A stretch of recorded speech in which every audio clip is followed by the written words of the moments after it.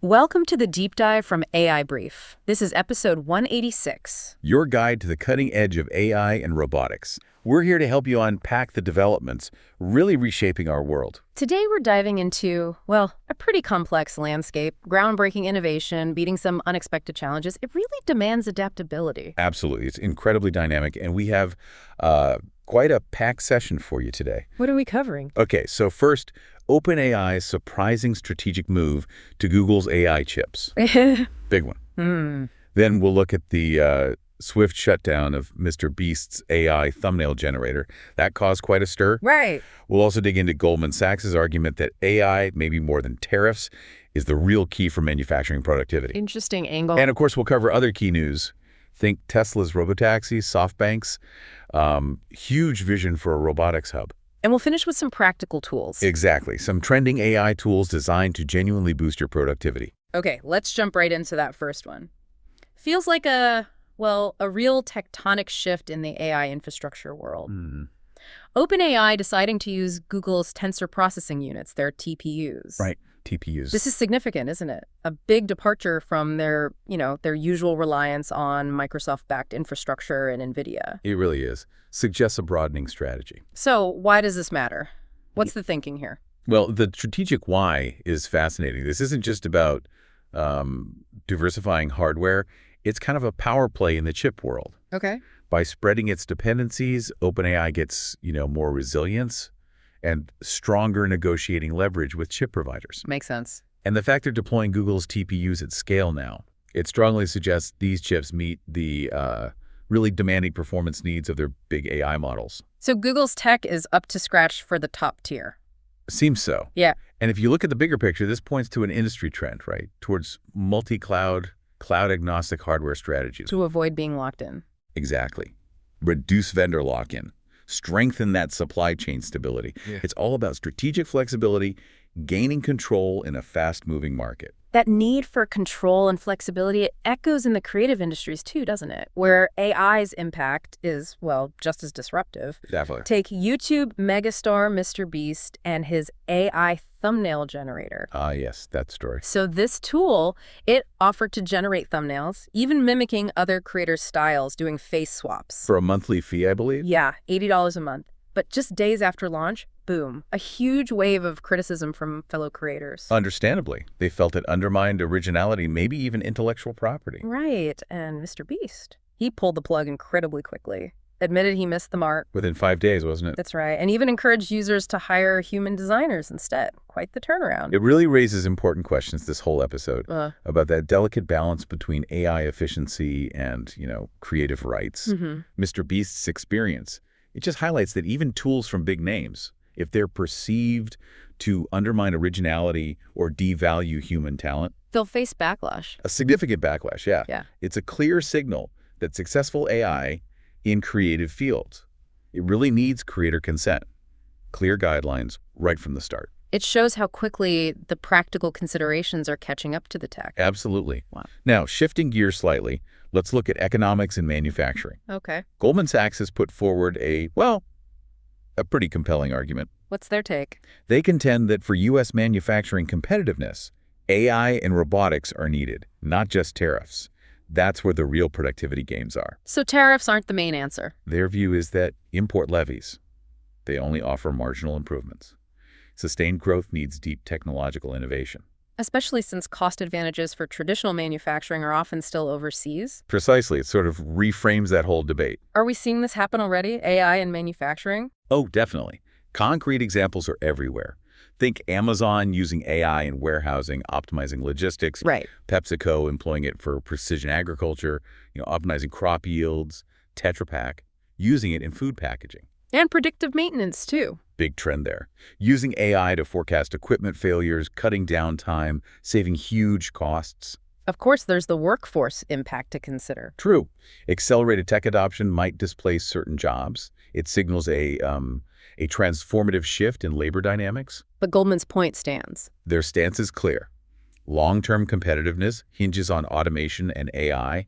It echoes global trends where tech, not just trade policy, defines industrial strength. Those are some really significant shifts. Let's broaden out a bit now. Touch on a few other key developments in AI and robotics. Okay, a bit of a roundup. First up, Tesla's robotaxi service. Highly anticipated. It's finally hit the road in Austin. The initial rollout. Yeah, invite only for now.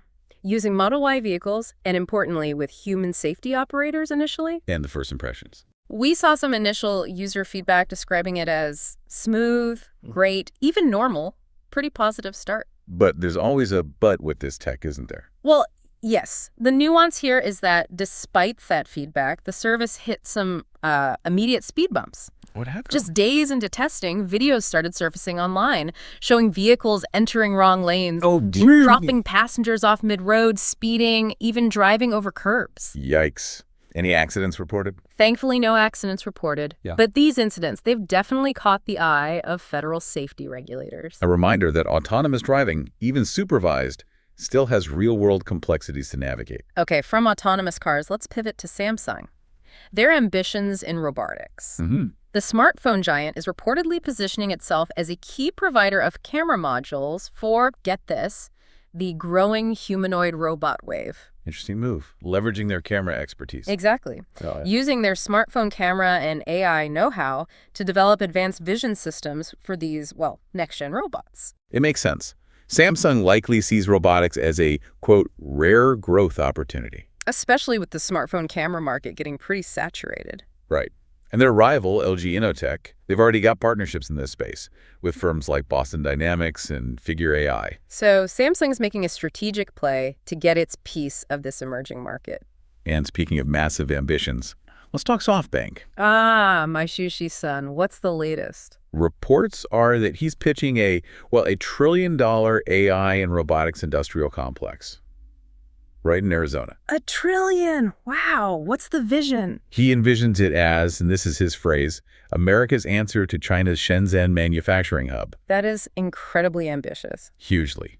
The vision includes teaming up with chip giant TSMC, courting loads of other tech firms. Bringing everyone together. Yeah, he's apparently already got a list of SoftBank Vision Fund portfolio companies who could potentially set up facilities there. A bold play to create a whole integrated ecosystem for tech manufacturing and development. Okay, that's a lot of big picture stuff. Let's bring it back down to earth a bit. Good idea. How about some practical applications people can use? Exactly.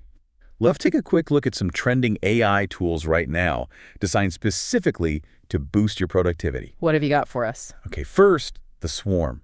It graph mines your CRM and email, ranks warm introductions by deal probability, basically turns your network into a sales tool. Clever. Then Euthana. It's a diffusion-based motion model. Exports FBXGLB files for real-time 3D animation. Big for creators, game devs. Nice. Metabase embedded lets you securely drop SQL or BI dashboards right into your app using iframes and JWT. Makes data more accessible. Useful? Liquid AI, a sparse mixture of experts engine. Scales the same AI model from tiny edge devices up to huge GPU clusters. Super versatile. Impressive scaling. Vercel, a platform for building and hosting really fast Next.js sites. Focuses on web speed and performance. Got it. Waxwing 2.0. Oh. This is interesting. A marketplace pairing human reviewers with AI agents for safer outputs. Addresses that safety aspect. And email tree. Connects to your knowledge base, drafts replies, auto-routes support tickets, streamlines comms. Could save a lot of time. And finally, Scale Donovan. Runs complex Monte Carlo simulations quickly, helping operators choose the best action in minutes for rapid decision-making. So quite a range there, from sales and animation to data and safety. Exactly. What's striking isn't just the individual tools, but that drive towards automating complex tasks across almost every business function.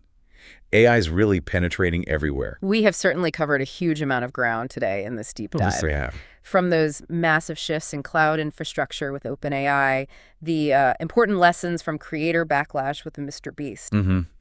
The strategic role of AI in manufacturing, that future glimpse with robo-taxis and huge robotics hubs. Right down to those practical AI tools you can explore right now. Maybe a final thought for you to consider.